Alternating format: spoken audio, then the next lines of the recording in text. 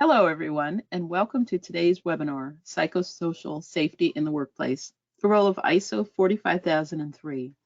Before we get started, I would like to go over a few items so you know how to participate in today's event. You may have joined the presentation listening using your computer speaker system by default. If you'd prefer to join over the telephone, just select phone in the audio pane and the dial-in information will be displayed. You'll have the opportunity to submit text questions to the presenter by typing your questions into the questions pane of the control panel. You may send in your questions at any time during the presentation. We will address them at the end. While external factors that are often out of our control may impact our world of work, one thing remains constant. You want your employees to be safe, both physically and psychologically. LRQA offers on-site and remote audit, gap analysis, and training suitable for organizations of all sizes and from all industries. I would now like to introduce Bill Barnes, Integrated Senior Lead Assessor at LRQA. Bill serves as Auditor Manager for a team of integrated QHS Management Systems Assessors. He has worked with LRQA since 2005, involved in ISO 9001, 14001, 45001, and Responsible Care Management Systems Assessments. Bill has over 35 years of manufacturing engineering, consulting, training, and assessment experience for quality, health and safety, environmental, and security aspects in the service and manufacturing industries sectors. Bill? Hello, and thank you for joining. In this workshop, we will explore the emerging and growing issue of psychosocial workplace safety risks through a tour of the ISO 45003 standard that came to us in 2020, ironically, in the heart of the COVID-19 pandemic, where workplace expectations were all over the map. We will examine three categories of these risks: how work is organized, social factors, and workplace safety and environment. We'll explore these emerging workplace safety risks through three pathways. First, we'll look at the connections of this ISO standard with several widely held management system standards that organizations certify to through LRQA, ISO 45001 and ISO 9001. Second, we'll drive right into the ISO 45003 standard and explore these categories of workplace risks. And finally, we'll consider implications for risks and opportunities impacting business strategies for top management considerations. Well, what is psychosocial safety? Well, the subject has been studied for nearly 20 years now. A recent definition provided by Amy Edmondson in her 2019 book, The Fearless Organization, is a belief that one will not be punished or humiliated for speaking up with ideas, questions, concerns, or mistakes, and the team is safe for interpersonal risk-taking. The notion that one's fears and anxieties related to participation can be removed or at least controlled, the intellectual sharing of important information benefits the organization. For those who may not have occupational health and safety or quality management systems in place, perhaps this session will convince your organization that it's time to pursue a structured approach towards managing workplace safety risks. For those who have other management systems, such as the OSHA VPP program, there's still benefit to seeing how the ISO management system structure addresses psychosocial safety so that you may establish similar tools. Even if you don't intend to have a management system in place, there is insight to follow in how to organize your efforts to embrace psychosocial safety in your workplace and reap the benefits that we'll discuss. Nice, Bill. And we're going to take a look at topic number 1, examining connectors with ISO 45001 and 9001 that require organizations to consider these business risk factors. So why are we talking about ISO management system standards first?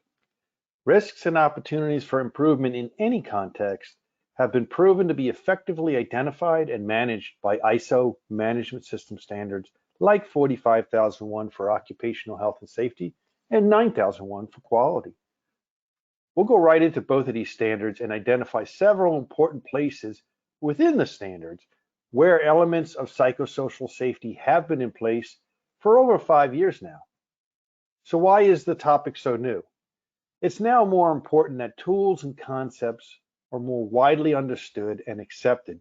So a refresh in how management systems clients are moving and improving their systems is in order. While I don't intend to read you through both ISO management system standards, it's important to see how psychosocial safety considerations are literally written into various components of 45001 to drive an environment and culture for workplace safety and wellness overall. Looking at the leadership and commitment clause of this standard, we can see the intended channels for engagement by leadership in the highlighted text shown. Supporting persons to contribute to the effectiveness of the system and thus workforce. Developing, leading, and promoting a culture, and protecting workers from reprisals are all core values where leadership really should be visible. These social factors for leadership engagement are expectations in modern day workers and prospects, and often an underlying reason for job changes based on polls of migrating workers from the front office, remote workers, and the shop floor. With leadership aware of the intent, needs, and benefits, let's move on to the task of identifying psychosocial risks in the workplace so that actions can be planned. We can see that ISO 45001 tackles these risks head on as the very first subclause of hazard identification in this safety standard calls out how work is organized, social factors, and culture of the organization. In the next topic, we'll take a deeper dive into clause 6.1.2.1 of the ISO 45003 standard. It will be quickly evident why having a management system such as ISO 45001 in place makes this task much more straightforward, as everything aligns in the same clause in both ISO 45001 and 45003.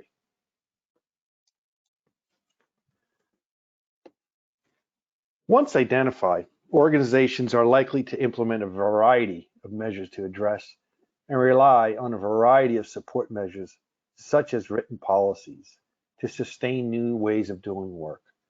Considering diversity aspects such as gender, language, culture, literacy, and disability is not simple or often self-sustaining.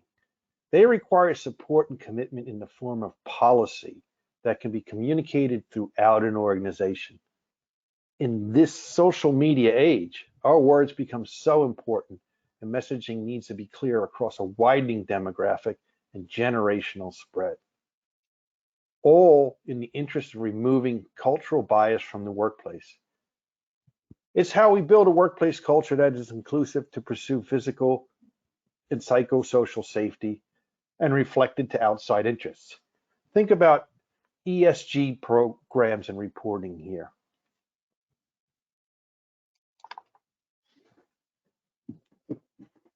So we've seen some connections to the widely accepted ISO standard for workplace safety and health, and that ISO 45003 raises. It makes sense as the right place to do it.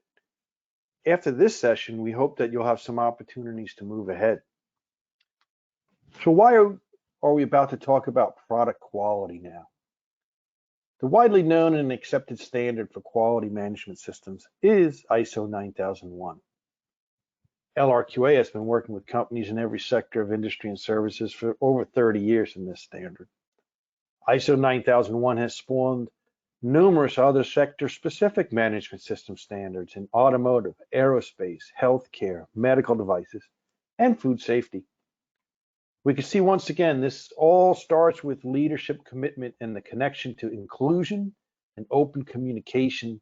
Similarly, has been in the standard for some time now.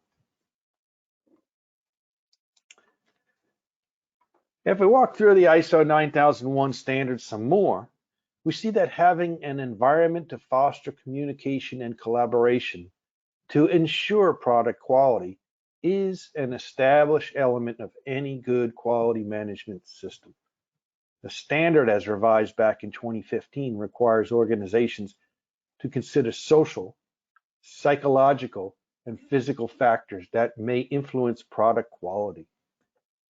If you consider that the current ISO 9001 standard predates ISO 45001 by 3 years, it's quite interesting that psychosocial safety was incorporated into the standard. No surprise, quality managers have been pursuing the notion of workplace culture for many years now. When the ISO 45001 predecessor standard, OSAS 18001, was in place, many organizations with good quality management systems in place were pursuing safety management systems for one very straightforward reason. That is to build a culture with little tolerance for the defect. Safety management systems, whether 18001, 45001, OSHA VPP, or others, have one thing in common. They seek to enlist the whole of the workforce in a common goal of observing and engaging one another to reduce the potential for workplace injury or illness.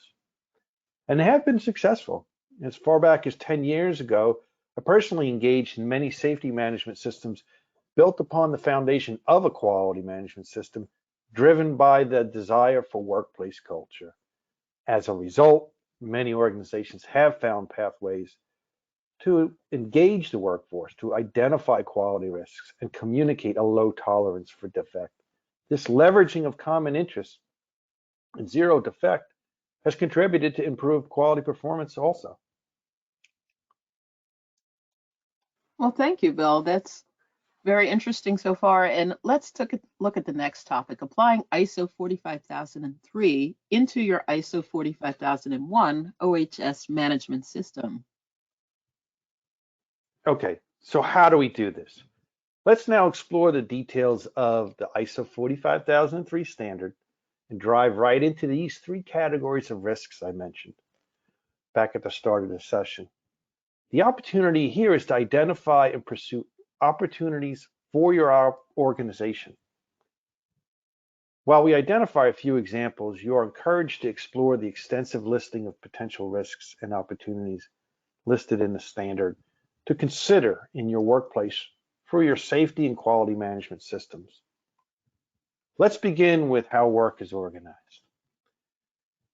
Here we have listed 3 of the categories listed in the standard.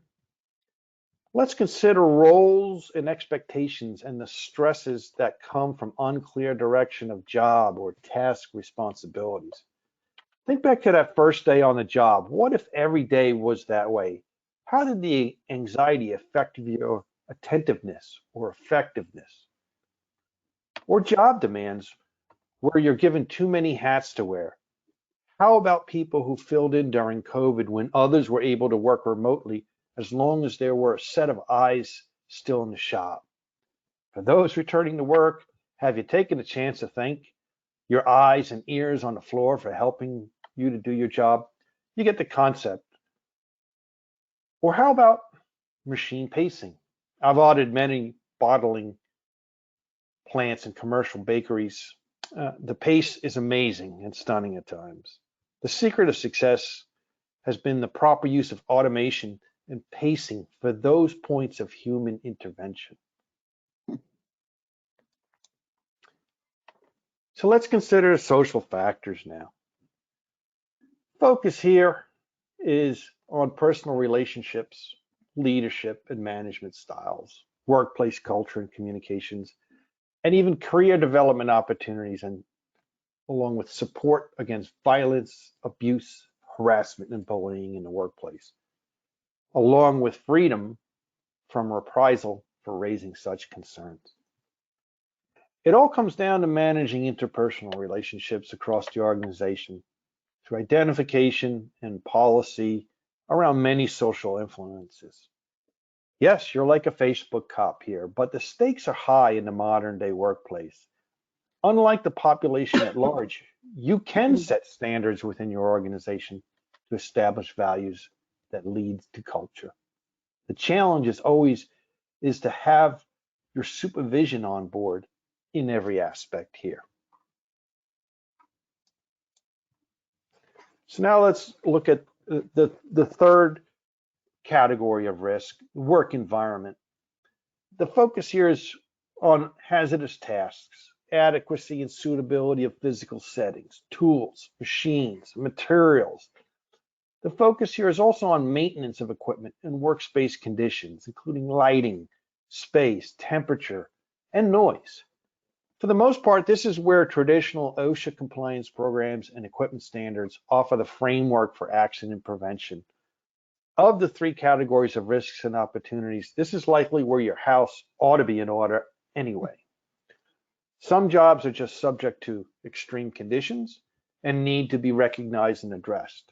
Mining, meat and poultry processors, offshore work, wind energy towers, and electricity transmission are just some examples of those kinds of extreme conditions.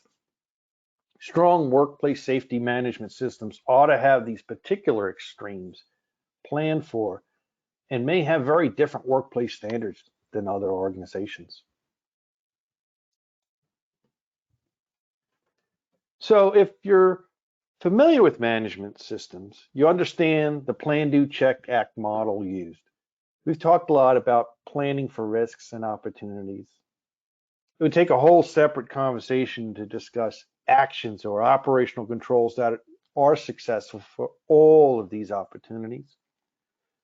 The check element of any system model provides the opportunity to look back, make independent observations, and identify shortfalls or gaps in the pursuit of strategic or tactical programs, policies, processes, or procedures.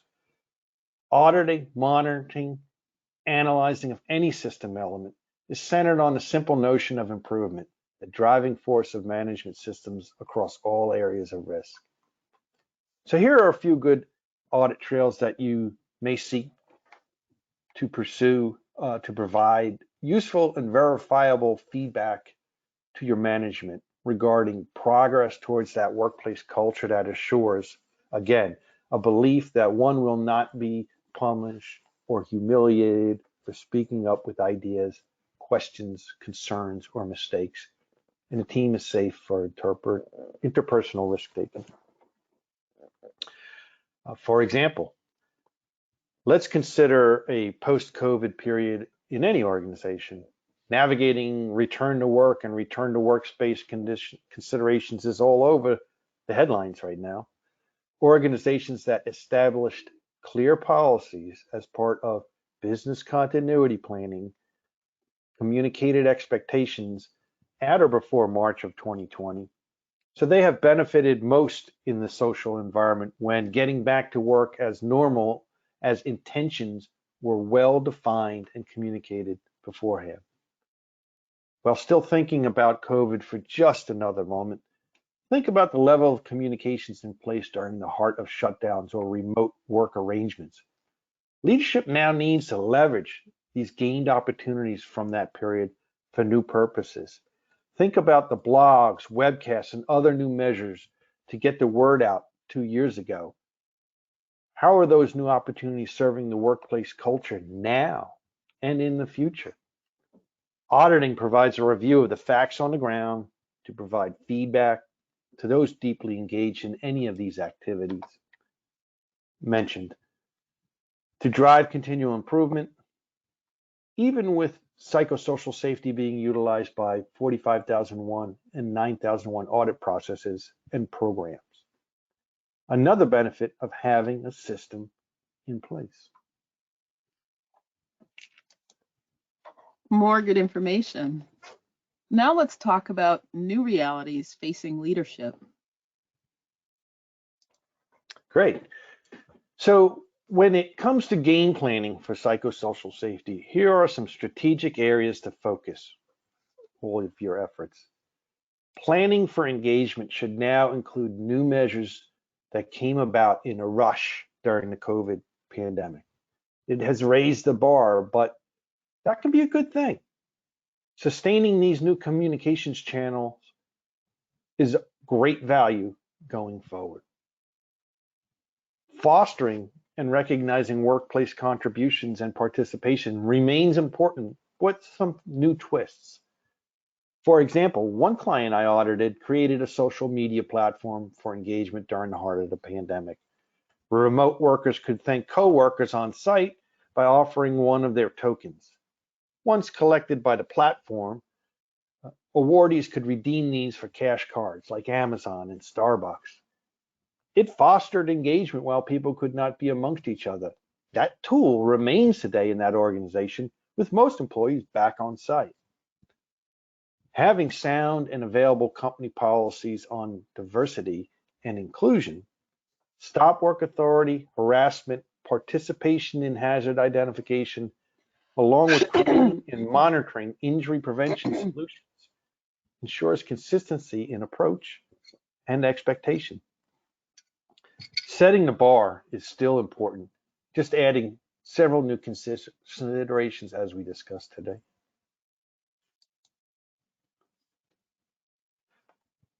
When an organization embraces and acknowledges the risks and opportunities related to psychosocial safety and establish a workplace culture, it can begin to establish integrated business strategies to address new realities in the business world. With another generation of front office, remote, on-site, and field working employees emerging, companies need to be able to demonstrate many new and different aspects of work life. The questions by candidates are changing. Ask any hiring managers. Even work-life balance considerations have been redefined as a result of many societal impacts in the past few years. Therefore, business continuity is impacted as a result. Retaining organizational knowledge in a changing workforce requires new measures. We see many organizations tapping the knowledge of longtime employees to capture details on how to carry out activities, and in working with various media solutions to instill that knowledge in new and different ways. Think YouTube videos versus the classic classroom PowerPoint presentations from a few years back. What does the opportunity to build a strong workplace culture mean to you? Well, the transformative results for engagement, innovation, productivity, competition, quality, ownership, and pride in brand or product have been seen to change the business success for many companies in the past decade without much of a downside effect. Establishing such a workplace culture for open communications is a new strategy for success. It comes down once again to a belief that one will not be punished or humiliated for speaking up with ideas, questions, concerns, or mistakes. And the team is safe for interpersonal risk taking. The ISO 45003 standard benefits the employee or worker, no doubt, but it can also permanently benefit the organization with lowering costs of bringing product to market. It may even be profitable.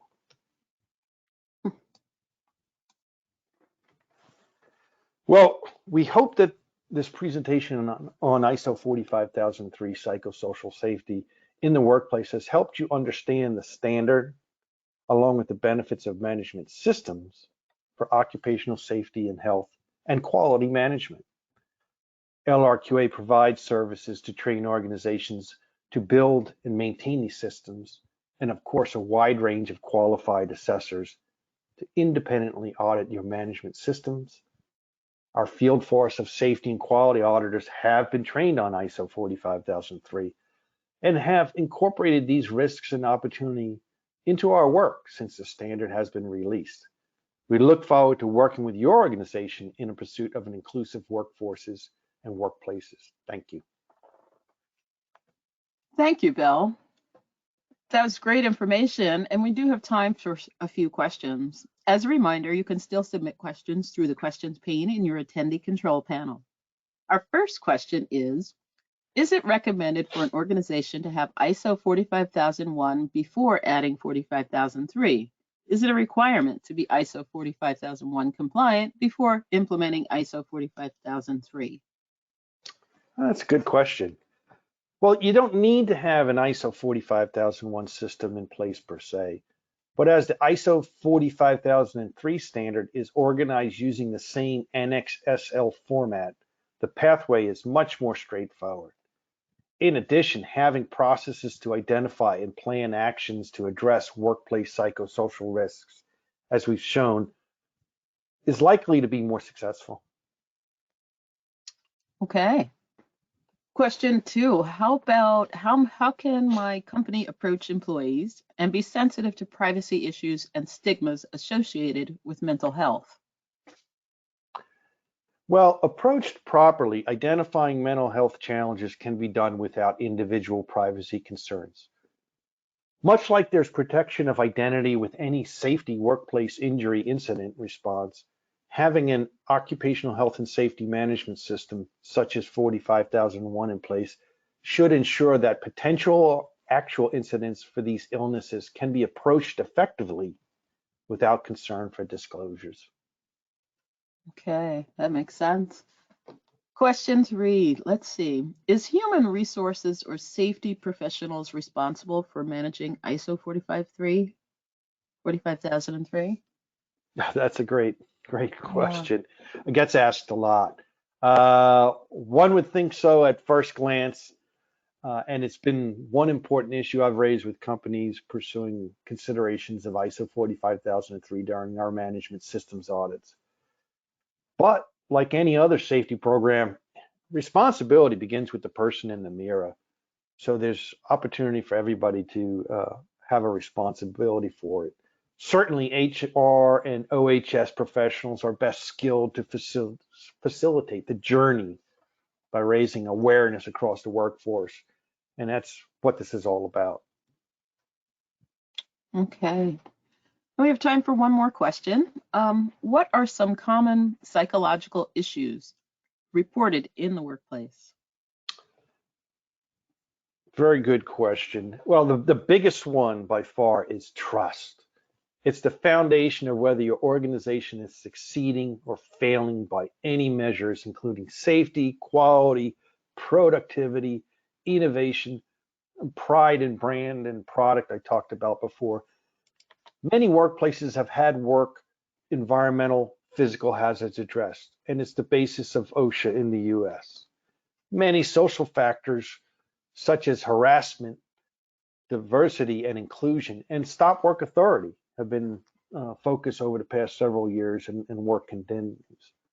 I always recommend that clients focus on how work is organized for some of the new potential opportunities going forward. It's the one area that really hasn't been tapped thus far in the progression that we see in management systems throughout our work in many industry sectors.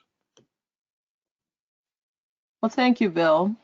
That's all the time that we have. And for more information, please visit lrqa.com/en-US.